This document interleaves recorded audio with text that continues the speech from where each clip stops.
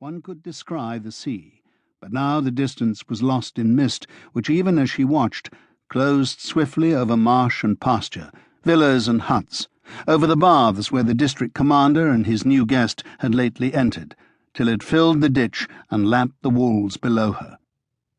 On such a day, Helena thought, not for the first time, for such days were common in her bright springtide, on such a day the hill town which rose so modestly above the fens might stand in the clouds among the high winds of the mountains, and these squat battlements might overhang a limitless gulf. And while with half of her mind she heard the voice behind her, for she did not know that these, her twin brethren, lay fast in Sparta, in their own land, under the life-giving earth, she half sought an eagle mounting from the white void below. Then the swift squall passed, and the fog reopened, bringing her back within a few feet to earth. Only the brick cupola of the baths remained obscure, bound in its own exhalation of steam and smoke. How near the ground they sat! Were the Trojan walls taller than ours at Colchester? Oh, yes, I think so. Much? Very much. Have you seen them?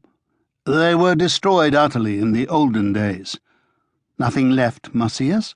Nothing to mark where they stood? There's a modern town the tourists flock to.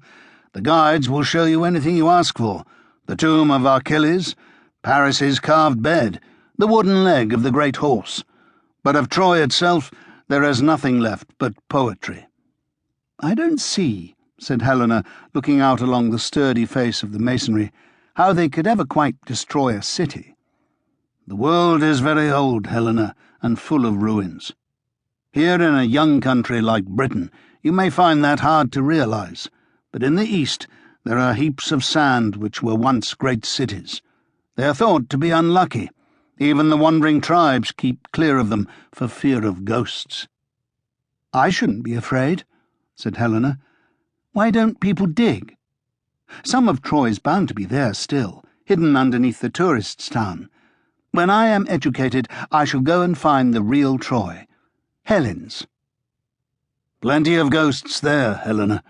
The poets have never let those heroes sleep in peace. The slave turned back to the manuscript, but before he could resume reading, Helena asked, Do you think, Marsyas, they could ever destroy Rome? Why not? Well, I hope they don't. Not yet, anyway.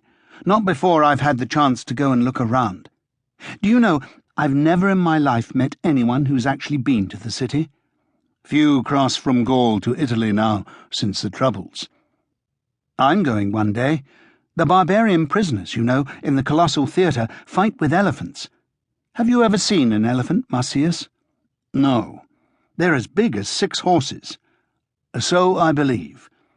I'm going to see everything for myself one day, when I'm educated. My child, no one knows where he is going. I hoped once to go to Alexandria. I have a friend there whom I have never seen, a most sophistical man. We have so much to say to one another that cannot be written. The museum was to have bought me. Instead, they sent me north and sold me in Cologne to the immortal Tetricus, and he sent me here as a present to your father. Perhaps when I'm educated, Papa will set you free. He talks of it sometimes, after dinner. But what is freedom? To be given and taken? Freedom to be a soldier and to be ordered here and there and cut down in the end by the barbarians in a bog or a forest? Freedom to amass a fortune so great that the immortal emperor covets it and sends his executioner to collect it? I have my own secret freedom, Helena.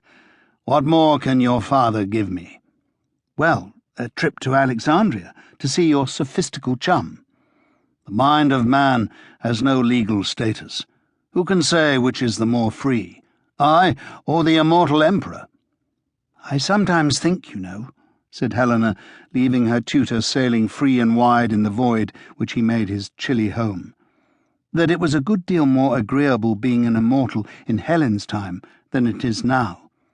Do you know what has happened to the immortal Valerian?